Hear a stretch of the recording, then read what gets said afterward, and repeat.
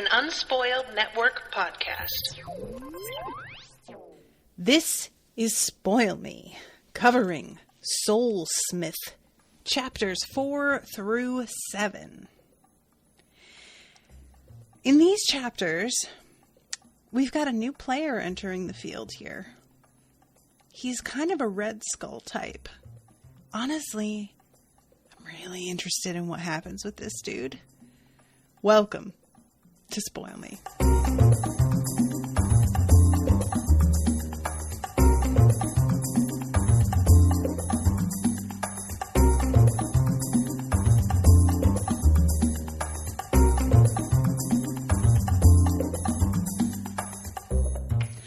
Welcome to the show, everyone. I am Natasha. Thank you very, very much to Andrew for commissioning this book, this series.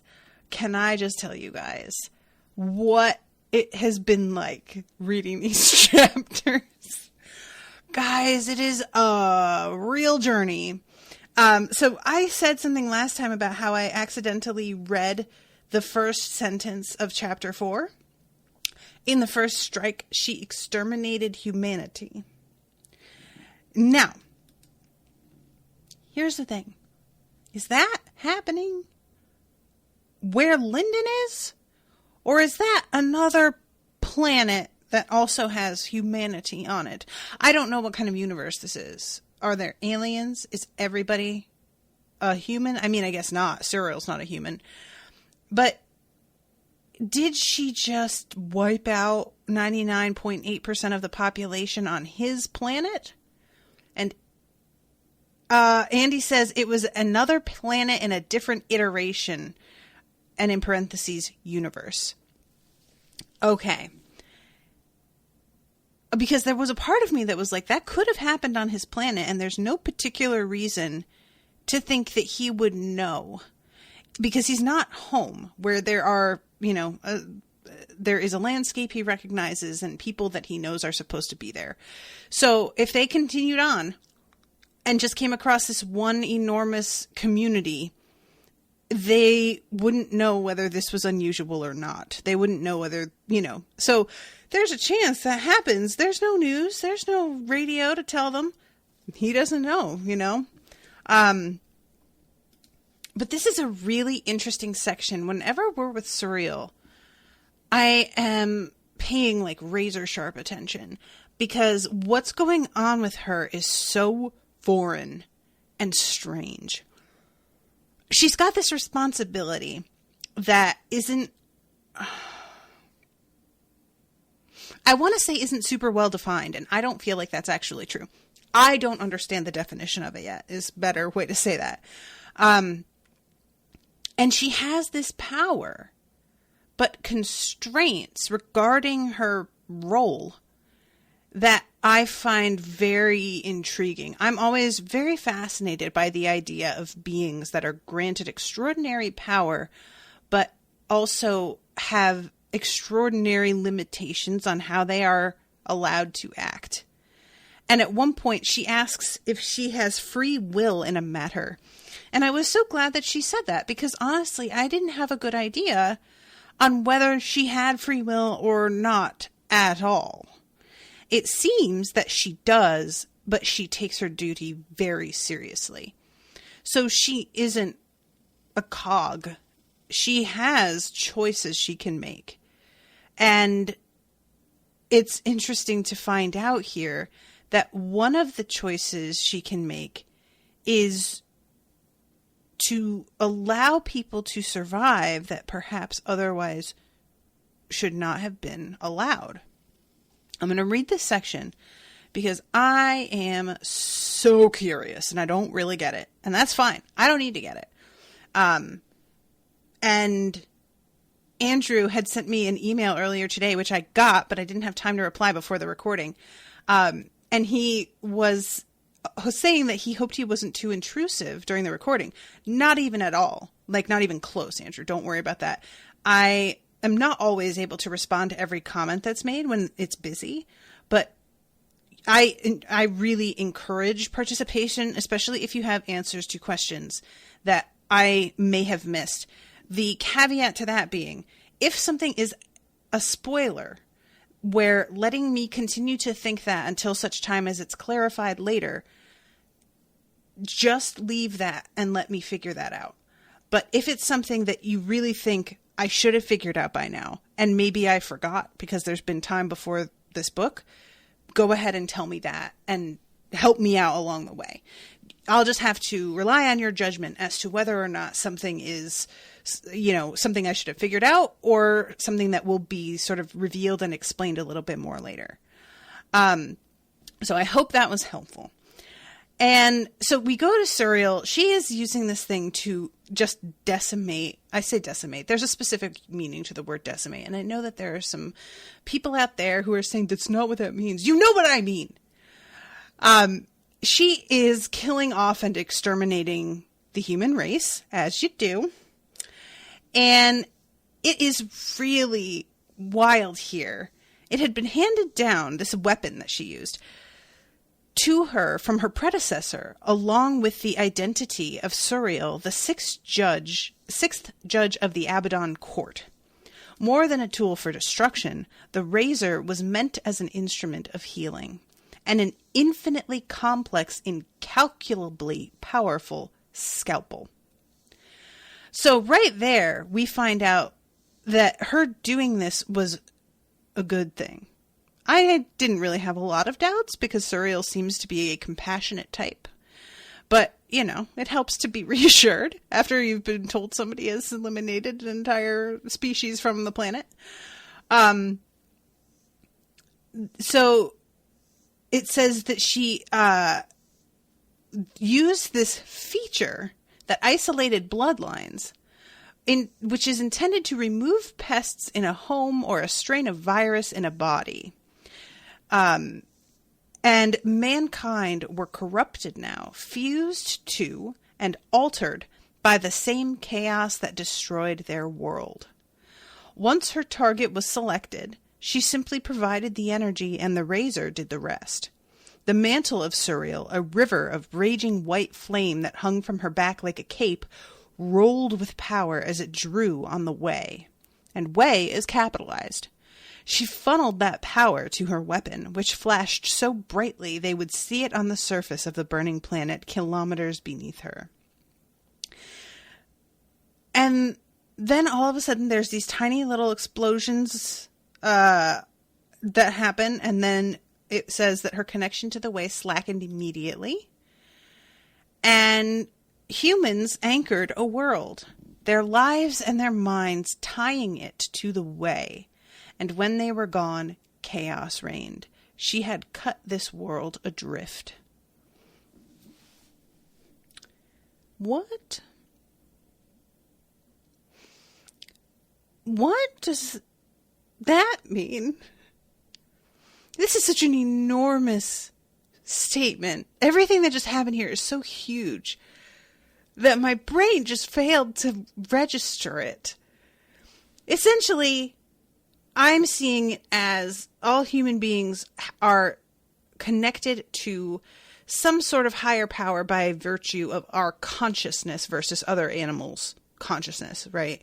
And by cutting them away from it, or not even cutting, because I'm assuming that the human beings who remain are still tied to the way, right? Themselves personally. But there is not enough of them to tie this planet. Because normally, if they are the dominant species, there's enough of them to sort of act as a net. But without enough people, the net's holes are too big and the planet just falls through it. That's sort of how I'm thinking of this. So then she sees that there are 2,106,344 survivors. And they are scattered all over the dying planet. To which I was just like, wow. Okay, so I'm really glad that she didn't just manually proceed with elimination as her presence asked. However, it doesn't seem super compassionate to leave them on a planet that's dying, and she's aware that it is. And she wonders to herself how many people she's killed at this point, how many lives. And she knows that this was a necessary thing to do, but it's beginning to grow heavy carrying this around, and thinks about her predecessor, who had basically, he's retired because it became too much and he couldn't handle it anymore. And she says he lived the life of a mortal now, his power forcibly veiled. She hadn't heard from him in millennia. I want to know who this dude is, because I feel like we're going to meet him, maybe, or met him already, or maybe not. Maybe he's in a whole other iteration. But there is something about that makes me feel like we're getting a callback at some point. How much heavier was the weight borne by Raziel, the wolf, or Azrael, the reaper?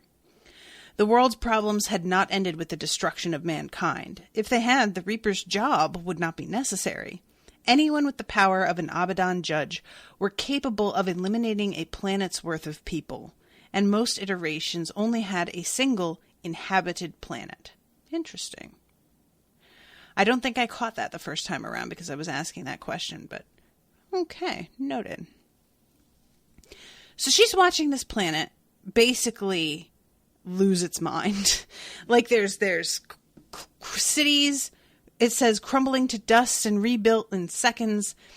There are hurricanes happening, clearly, like lots of forest fires and earthquakes. And it says, now the difficult and painstaking part of her task began. Gadriel, a compact and muscular man with dusky blue skin and tight-packed horns instead of hair, hovered nearby. His arms were folded so that the black circle on his forearm, the shield of Gadriel, was pointed out. He wore the same liquid-smooth white armor as she did, and a judge's mantle burned behind him as well. Quarantine protocols will remain in effect for approximately 6 months Harrow time, after which my barriers will vent all fragments into the void and dissolve. The role of the Reaper was to eliminate a world without leaving such fragments behind, which could give birth to the most dangerous elements in existence. The best she could do was a messy approximation. So, exactly what does that mean? Like, does the Reaper not show up on this planet now? Because she eliminated everybody? Or as many people as she felt like, I guess? Why is she being left to do this and they're not bringing in any, what's the word? They're not bringing any cleaning crew in after, it seems like. And then she had 6 months to save as many untainted lives as she could. Of course, that was Harrow time, which was notoriously unstable. This world had drifted from the way, which governed the proper flow of time. She felt as though she'd been here for minutes, but another world may have seen days past. So the Harrow is what she had described as being the thing that sort of corrupted. Brian Knight's here in the chat and says, Azrael the Reaper went missing. Thank you for the reminder. Now that you say that, I remember that. Okay, yeah. And then they talk about that for a second. Azrael could have done this in moments, but he was gone. And she feels some personal resentment. Right. So, the Harrow is capitalized, by the way. And I'm assuming this is a force that is meant to sort of disrupt the way. And it's sort of reminding me, I'm going to be covering after this, the Young Wizard series, which I compared this book to only in a vague way last episode. And this is sort of reminding me of the One and the Lone One in that world. And the Lone One is sort of a force of entropy and destruction and perversion and, what's the word I want? It is like a poison, basically. And that's sort of what it sounds like with the harrow she's talking about. And because of the thing that we see with these rotten dogs later, I'm wondering if that's not beginning to happen in his world. And that's part of what she's warning him about, is that it's going to wind up like this. And maybe she's hoping that he will keep her from having to eliminate a whole other planet full of people. And that's why she's helping him, because like that is something I would also like to avoid were I able to, you know. I am not mad at her for that.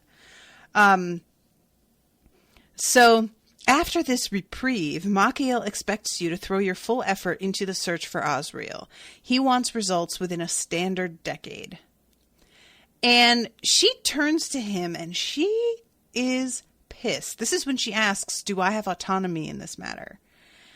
He had to see what she was doing, but he nodded once. You do. Okay. Why is she so mad? Is it just the way that he's ordering her around? I feel like. But yeah, she just has this reaction. And it feels to me unwarranted. But I don't know the culture in the world that she lives in. I don't know if he's being presumptuous. I don't know their history together. Because it's another thing. Somebody could say something that seems totally innocuous, but if you know somebody's history with that person, you realize that was a huge slap in the face. So there's this feel here that something else is going on. And she says, then this falls under the purview of the 6th Division, not the 2nd. If you interfere before I have finished my operation, I will consider you to have violated the pact and take action accordingly. Let it be witnessed under the way. Oh. So she's basically like, how about you mind your fucking business or I am going to report you to management.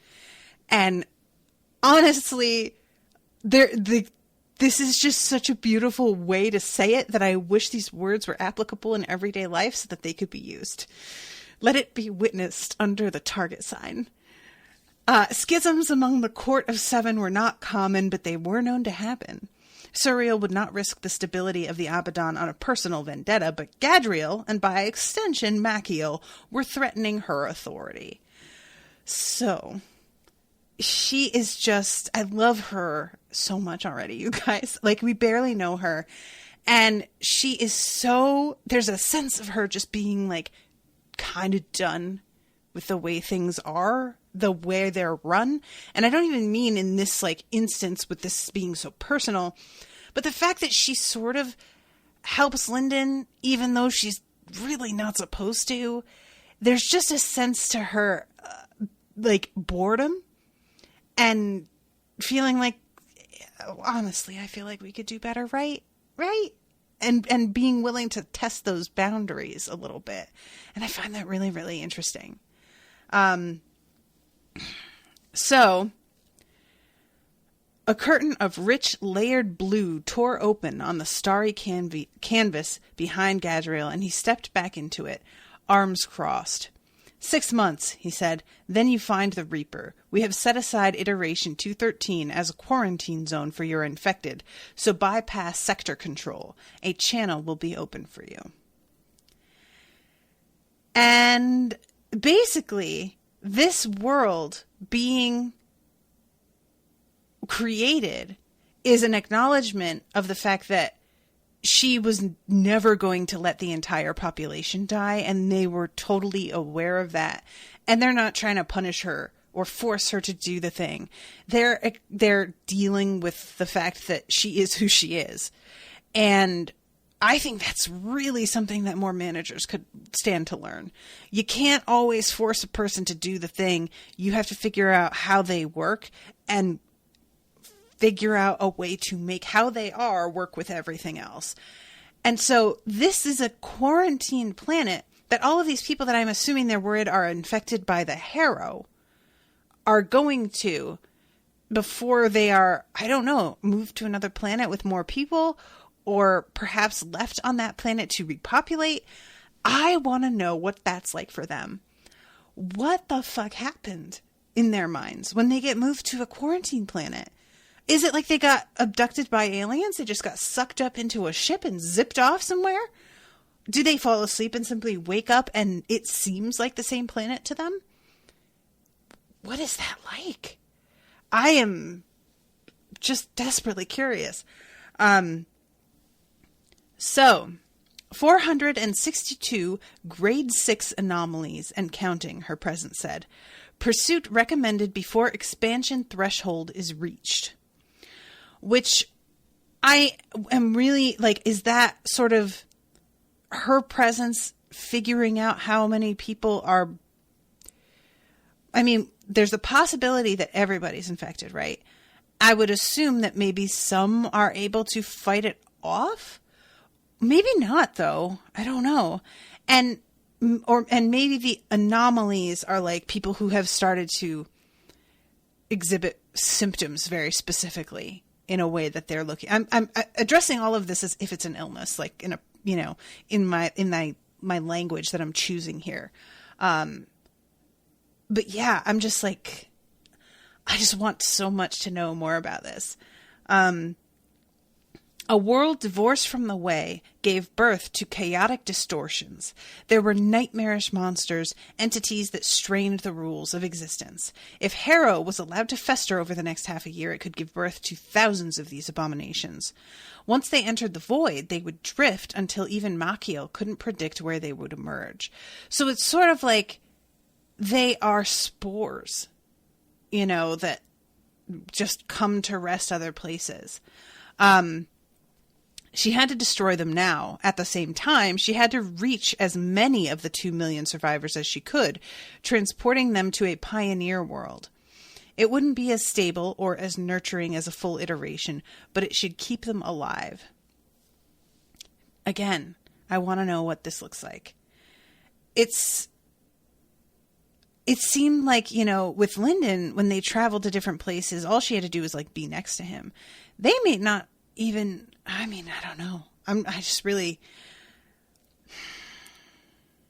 I have a theory too. I'll talk about that later. I'm getting ahead of myself. So, Suriel gripped her razor and blasted forward because she sees this obelisk that comes shooting out of the planet that is obviously not right. It's coming up far further than any natural structure could possibly support itself. And she's like, okay, we're going to have to go and deal with that. And it says, like a dying animal, a world was most vicious at its end. Whew. It's a good line, guys. Just saying. So then we go to Lindon and Yerin. They are flying through the forest on this cloud, absolutely dying of thirst. And when I say dying, I mean it. They are getting to that point of lethargy where, like, what can save you now other than an IV line, because swallowing it might not be enough. And all of a sudden, they come across this pyramid. And the problem has been, because you're probably wondering, why didn't they just stop for water? The problem has been, the water's all fucked up. All of it is poisoned. It's like, they don't even need to taste it. They just look at it and they're like, oh yeah, no. And it seems like, and this is part of what made me wonder if that had taken place in his version of the planet, because all of this water having gone bad, I was kind of like, oh, maybe this is like one of the symptoms of things happening here. But it seems more like this is the symptom of the Harrow, perhaps, like beginning to gain traction. And he sees this pyramid and is immediately like, people, oh my God, they have to have water fountains. Thank you. Just to print a picture, please. And she's like, hold on a second, and hits the brakes. And he's like, what are you doing? Oh my God, I'm so thirsty. Why would you do this right now? And she's like, how about you think for a second? Look at that pyramid, dude. And he looks and sees that the aura that has been pulled out of the area that they're leaving is going into this like cyclone that's ending in the pyramid. Whatever is happening in there is pulling aura out of the air in a way, and out of the world, I should say. It's not out of the air, although I'm sure there's air aura. In a way that is really unnatural. And I can't help but wonder, maybe part of why the water's fucked up. Like, there are these beasts that are rotting. Is this all a symptom of the aura being drained from the area? Is that something that can happen? I mean, the theory that Lindon had when he looked at those rotting dogs was they had cycled some kind of Madra that corrupted them. Is that the Harrow? So can it be both, basically? That this, whatever's happening with this pyramid is pulling aura out of the area, making it more possible for the Harrow to enter this iteration? Like, is it possible to make weak points? And why would you want to do that? Who would do that? Like, is this spear that we hear about later part of that? Is the spear the Reaper's spear? Does the Reaper have a spear? Okay, I just really spun out there. I'm sorry. But that's... I didn't even consider that this might have something to do with Osriel being missing. I'm going to say it doesn't for right now, because that feels like really big. But I'm putting a pin in that one. All right.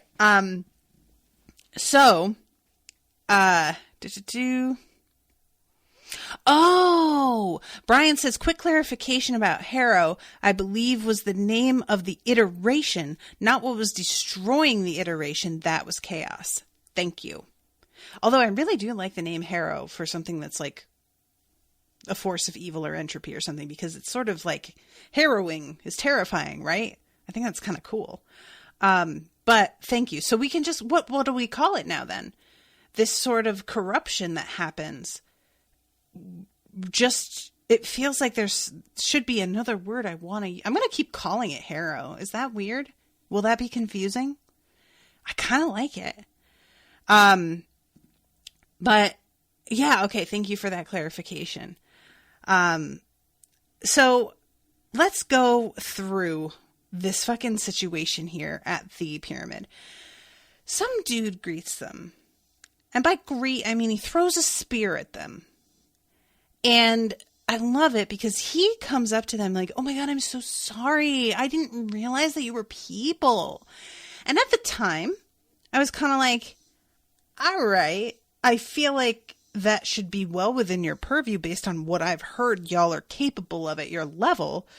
She felt in her soul the spirit that something was near her and about to attack her in a very like sort of human way.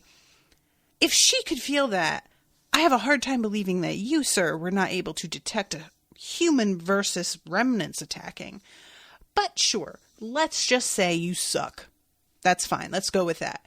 We find out a little bit later that my initial instinct was correct. She does not buy this shit for a second.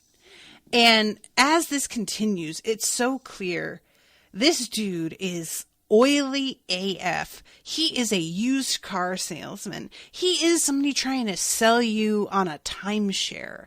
He is just so interested in getting her to sign on the dotted line once he realizes her worth, that everything else falls to the wayside and all that's left is his sales pitch. And it is awkward because he couldn't have less fucking use for Lindon.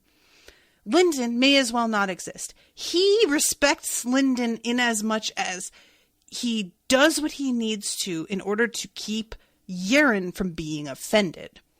Because it's clear Lindon means something to her. But in terms of Lindon's innate worth, no.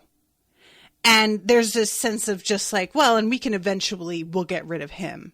Like, it would be terrible if something happened to him. I mean, God forbid. But they want her. And I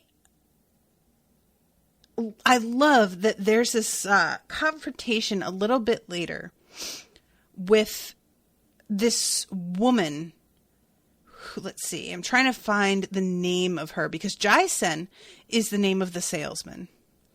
And I think it's like Ren or Rian. I feel like it started with an R. And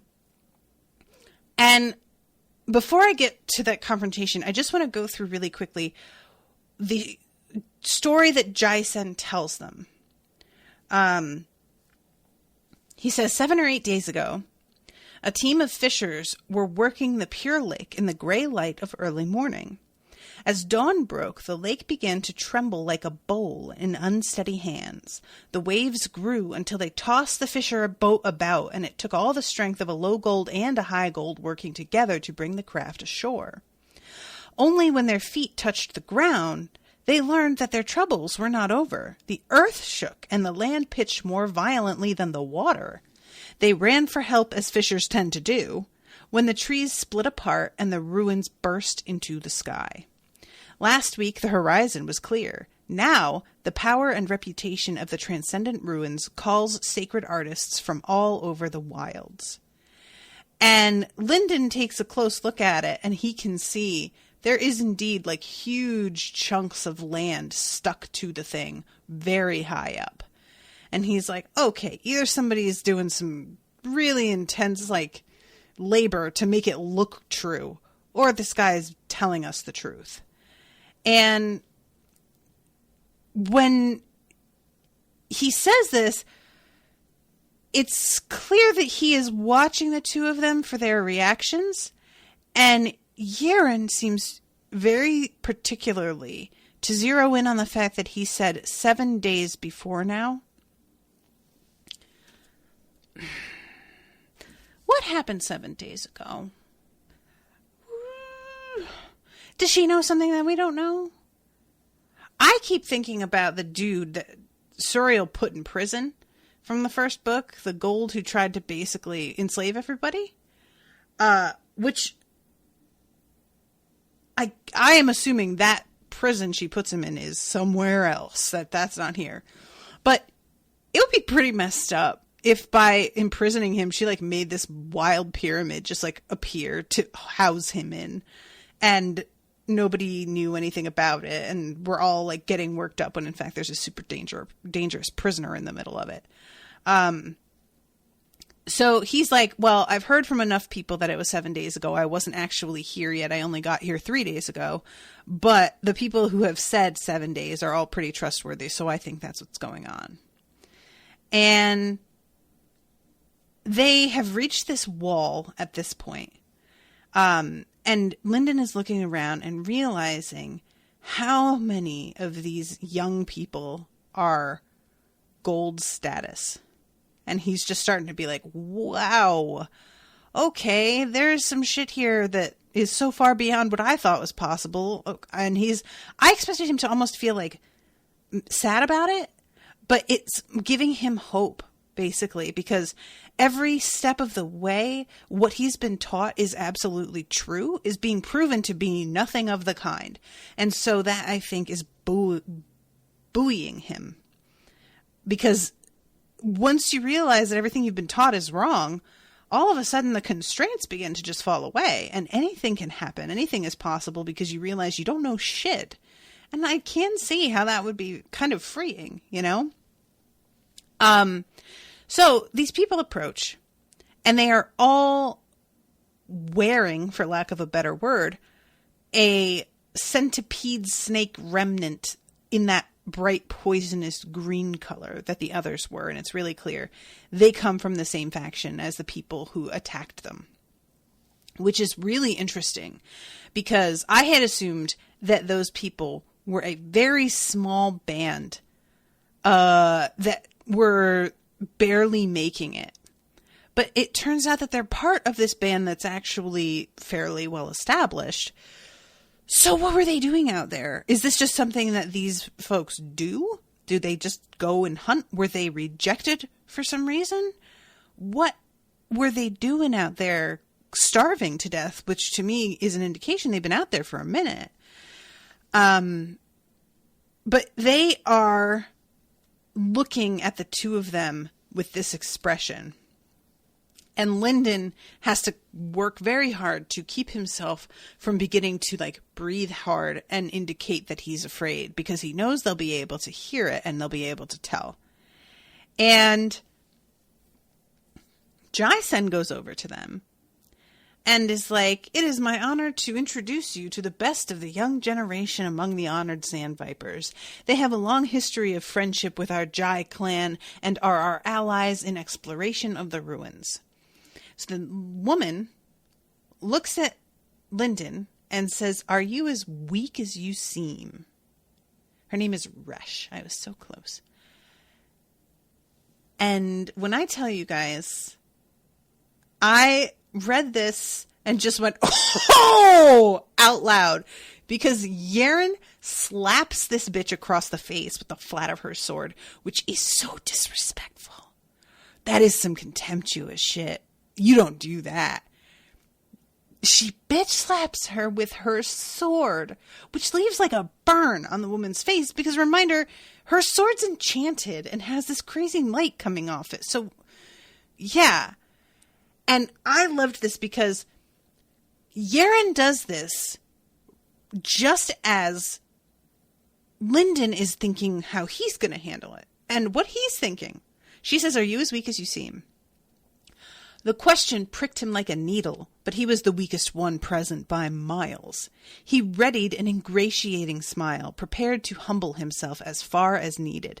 And I'll tell you what, my entire brain went, "No, Lindon, what are you doing? These are predators, man. You don't roll over and show them your stomach. You're not at home anymore, kid. This isn't part of like a civilized society. I feel like we can all see from where you're at with no fucking clean water around for miles and this pyramid that just popped up out of the ground and a camp that's like popped up around it. There aren't social graces to be respected and acknowledged here. This isn't somewhere that you can be publicly incredibly polite and privately be working on your own thing because you have connections and networking here. You need to do something." And thankfully, Yerin knows this, because Yerin's been trained.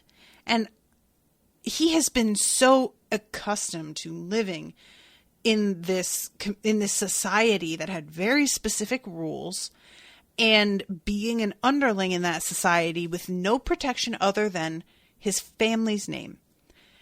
That protection, though, is significant. That is a lot more than he has now out here all the fuck by himself. So Yerin has to establish that she is as much to contend with as his whole family fucking was back where he came from. Which she does. Because she slaps Resh again. I cackled, like, this is some shit that I wish so much we could just continue to settle things this way sometimes. Like, the way that Yerin is approaching things is an more honest, in its way, assessment of the situation. The way that Lindon is used to working is much more how you and I have to function at the office, where there are politics and everything is sort of passive aggressive.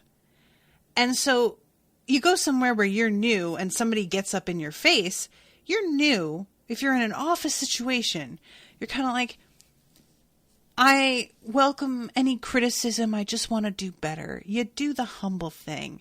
Make it clear you are willing to take the kicks until such time as you have allies to help you, or you learn to do better, or that person leaves, whatever.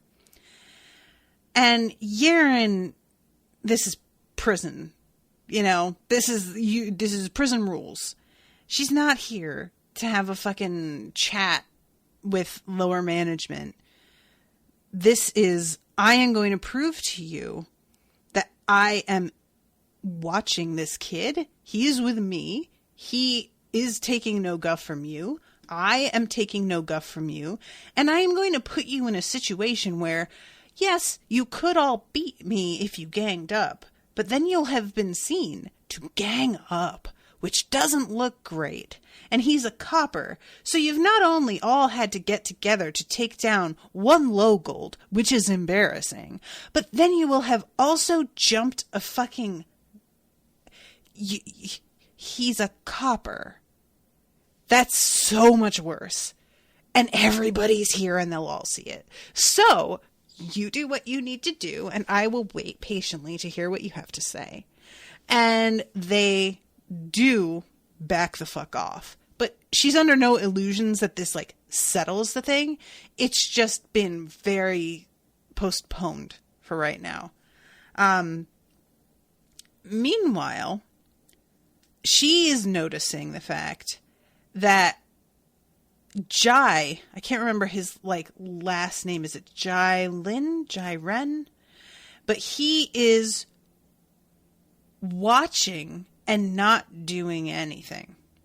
And later on, that's part of her guessing on how it all went down, is essentially, if he brings her back to his family as a find, the initial thing with him saying, oh, I attacked you because I didn't realize you were people, I'm so sorry. She's like, bullshit, he knew. He was just going to try and take our shit. Now we get closer. He can let these people jump me and maybe still take my shit. Or he can see if I can stand up to them, and then I'm even more valuable because I have managed to hold my own against this crew. And so he will get more accolades for bringing me in. Essentially, all that... Jai-sen, thank you, Andy. All that Jai-sen cares about is how he can turn the two of them turning up to his own advantage. And it can manifest in several ways. And every one of those ways is better for him if Lindon isn't part of the equation, to be perfectly honest. And I feel for Lindon so bad in this because he is keenly aware that that's his situation. You know, what that must feel like. I am constantly punched in the gut throughout this series so far by the reminder of how he is seen by everyone else. He isn't even really a person. He's like, it's just not, he's not quite a human being to them because of what he is and how slow he has been to progress. And he can't help that, man. And I just fucking, it's rough. So they are walking through this encampment once Jai-sen basically takes custody again after he has determined that she passed the test. And there is this new character that we meet. Ethan. This is super interesting. So, he's a bit of a dandy. He's got like really nice white silk on. And he like lowers himself in this way that's super gentle to the ground so that he won't splash mud on his clothes. And he is looking around and sees Yerin and knows exactly who she is when he looks at her. And then Lindon.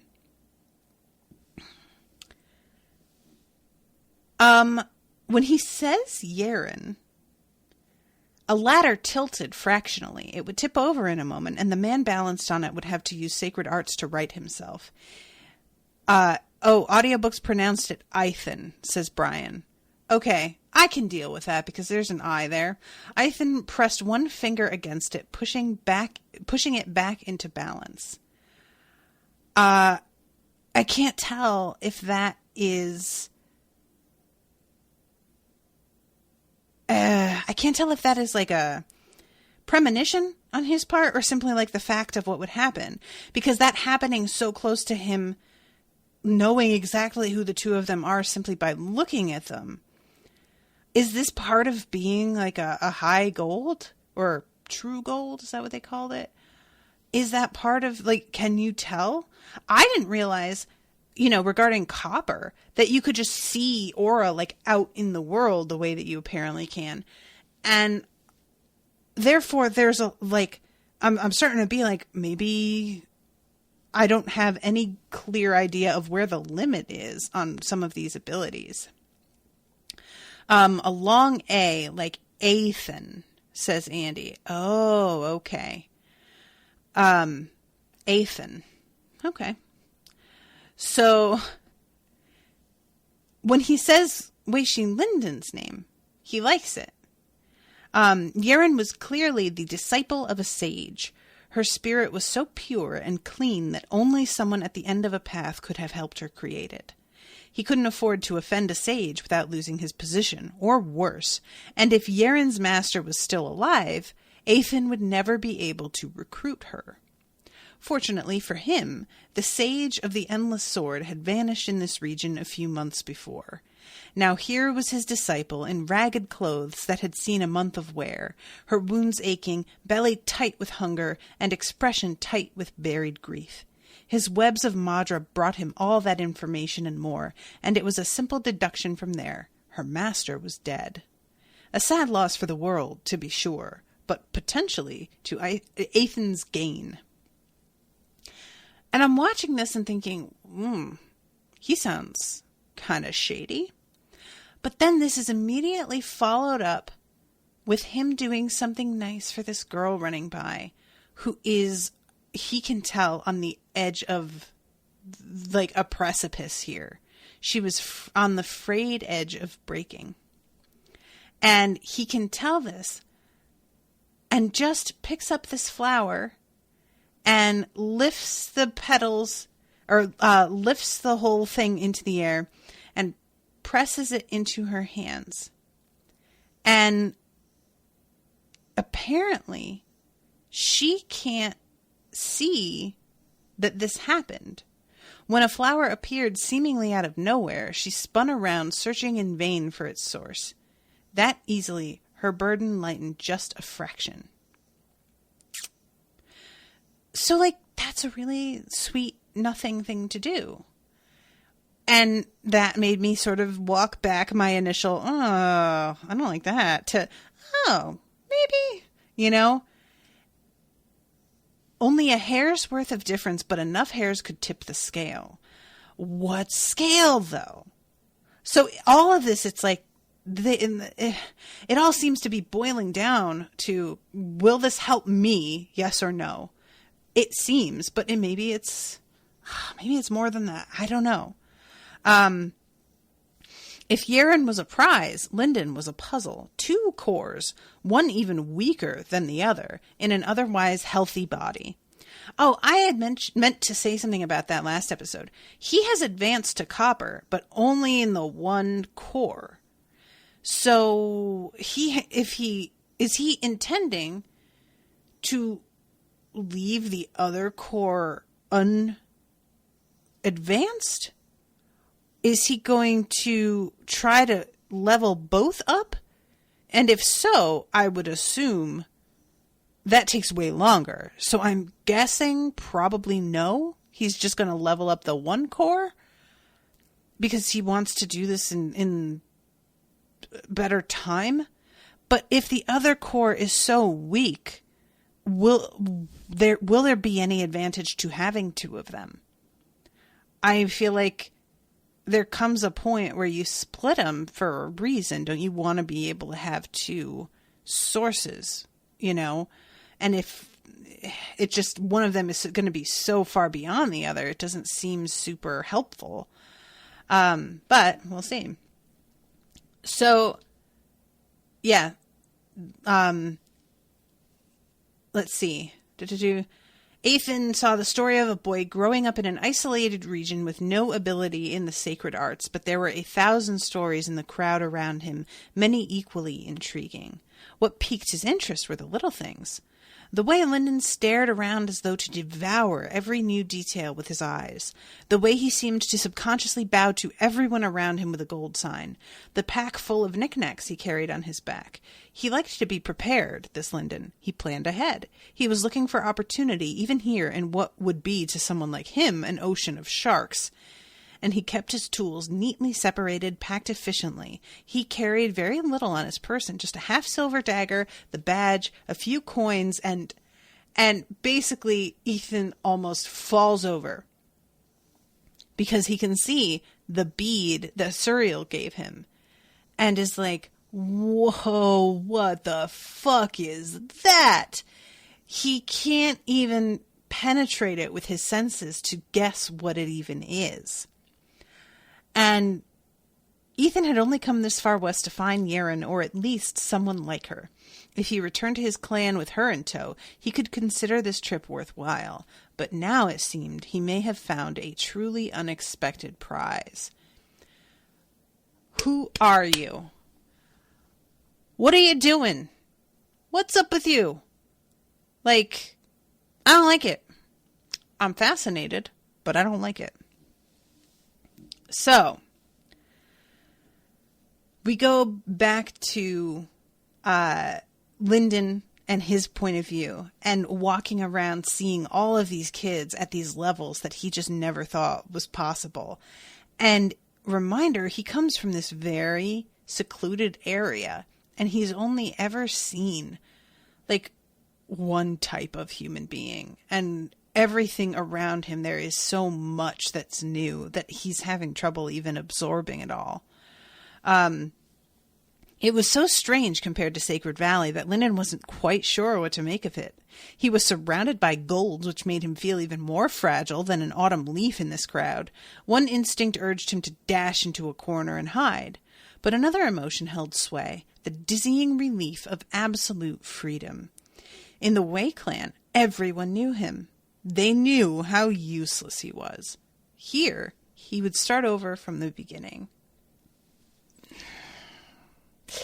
So, Lindon, I thought that too. But evidently, everybody can see what level you're at. And I know when you say how useless I am, you mean more in terms of like your personal record. But I don't know how true this is, buddy. I want it to be true for his sake. It's like going to a new school. The thing about that is, though, as a kid, you are convinced.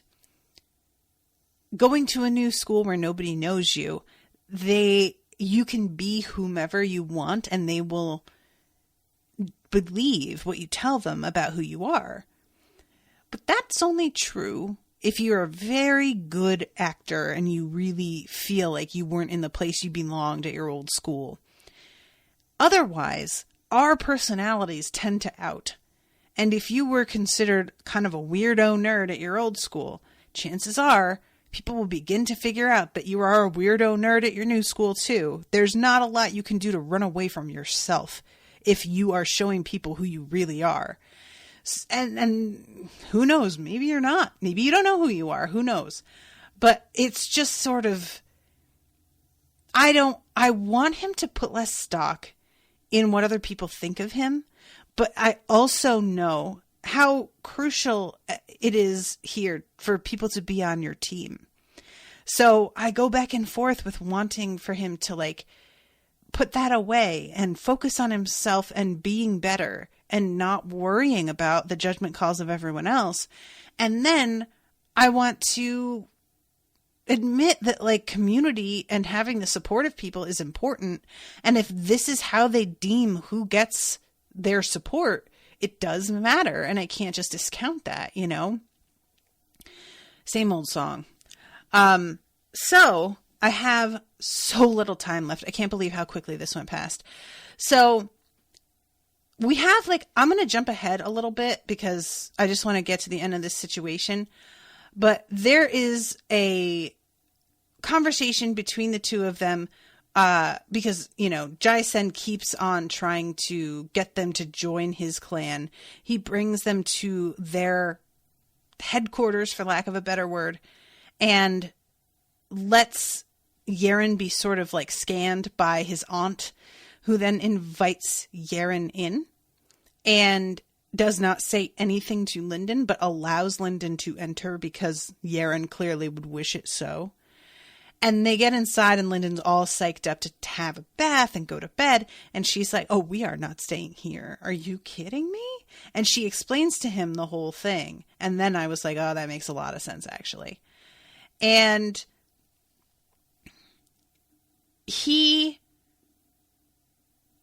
when they get out of there, they're looking for another place to go and have a bath because there's all these bathhouses set up, which are very small, ramshackle things. They don't seem to have any money. Everybody keeps talking about scales, but they don't have scales. And so he takes out this little piece of silver, and he takes out more than one is the thing. And I was like super worried about him. And again, I have the same instincts as Yerin in my way, even though it's obviously I don't have Yerin's like other senses, but he pulls this out and I'm like, dude, you don't know how much that shit is worth. Don't show them how many you have. Oh my God. And sure enough, she's like later on, yeah, I had to like let him know that he shouldn't mess with us because of a master or something. I couldn't let him think that we were out here defenseless and you had that kind of money on you. And in the end, there is a confrontation that causes them, one of the attendants at the bathhouse comes up to them and is like, hey kids, so you probably want to get out of here because it looks like some shit's about to go down and I don't think you want to be nearby for it. And they get dressed and head out. There's this whole thing with Lindon being real weird about like getting naked anywhere near or around Yerin. And he wants to stay here and learn. And she's like, dude, it's going to take you years. We can't. And he tells her, you can leave. And she gets really weird about it. And I can't tell. I assume the idea of being on her own is just too terrible. But she also doesn't want to be here. And I feel like she probably sees this as being held hostage and does not appreciate it. But at the same time, he said something about, she's like, I'm sorry you didn't get your bed. And he's like, oh, that's fine. I totally trust any judgment you have. And if you tell me to do a thing, then I will do that thing. Don't worry about it. And that also seems to touch her. So it's sort of, but that whole confrontation is interrupted by Jai Long and Kral, who we meet here. And I wish I had more time. I'm sorry, guys. But Jai Long is wild. This dude had been the budding star of his family. And the thing about his family is that they are the ones that are currently in control on a larger level in terms of like having an empire. And they are in that position because one of theirs advanced beyond true gold to what is called underlord. But that is so incredibly rare that the family is completely aware once that person who got them here dies, they're going to go back to being any old family. So they better produce another fucking underlord pronto or they are going to lose their position. So they couldn't find anybody that matched that sort of talent. And then here comes Jai Long looking like the fucking answer. Except there was an attack by some rebels from within their family or their kingdom at the least. And this caused him to take up a remnant in order to defend his sister. That wasn't the one that was assigned to him because there was apparently you have to be like compatible with a remnant in a really specific way or else shit can go really wrong. And it turns out that the remnant he took on for himself in order to suddenly level up and save his sister was a bad mix for some reason. And it fucked his face up so badly with scars that now he wears all of these strips of red cloth covered in the symbols that they use for like spell work. And I really want to know why those symbols, like I would think just covering it up would be enough, but apparently there's another level to it. And I love this thing between him and Krav, because Kraul, Kraul is apparently like basically the chief. His father is technically the chief, but Kraul is really taking command in a way that has the support of people, it seems like. And he and Jai Long have kind of a good relationship. Like, Jai Long sort of respects him and appreciates that Kraul has treated him like a person, despite the fact that he was basically kicked out by his family. Jai Long he didn't serve any purpose to his family anymore because he had left the path that they had organized for him and didn't take the remnant that he was assigned and now looks like a monster. And they couldn't have him be the Underlord. So they basically were like, go the fuck away and figure your own shit out. And he is, with their allies, the Sandvipers, sort of like heading up operations of this exploration of the pyramid. And there is a weapon in there that is incredibly potentially valuable. And it seems pretty clear that Jai Long wants to be like a minor god. Which I feel, I don't know him well enough to tell if that's a horrible idea or not, but I'm going to assume it's probably a horrible idea. I guess we'll have to wait and see. I wish that I had had time to go more in depth on the whole thing with the pyramid, because that is such a weird story, but I just ran out of time. I'm sorry, everybody. I'll try to do better next time. I'll try to manage my time. But yeah, Jai Long and Kraul are the ones that sort of intercept the fight that begins breaking out outside of the bathhouses and try to come to a reasonable conclusion that amounts to them charging this other clan a fine, and that clan is not interested. And that's sort of when we leave off of this section, is they are about to fucking raise fists to each other. It has begun. Brian says it wasn't so much that he was assigned a remnant, he wasn't allowed to bond a remnant because they were waiting for an elder to die so the remnant would be a perfect match. See, that sounds to me like the same thing. Like he wasn't allowed to bond a remnant because he's taking the remnant of his elder, which to me sounds like it's assigned. It sounds like the same thing.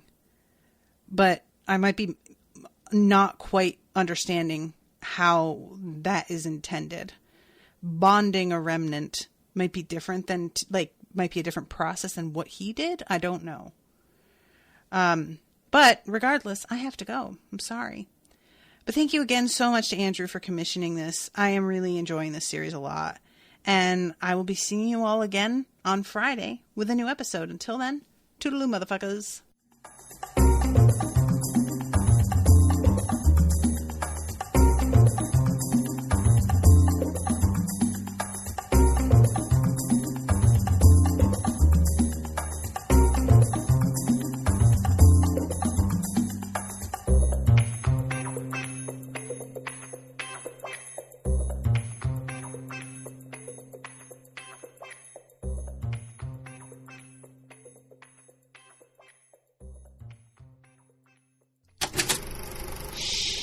That was an Unspoiled Network podcast.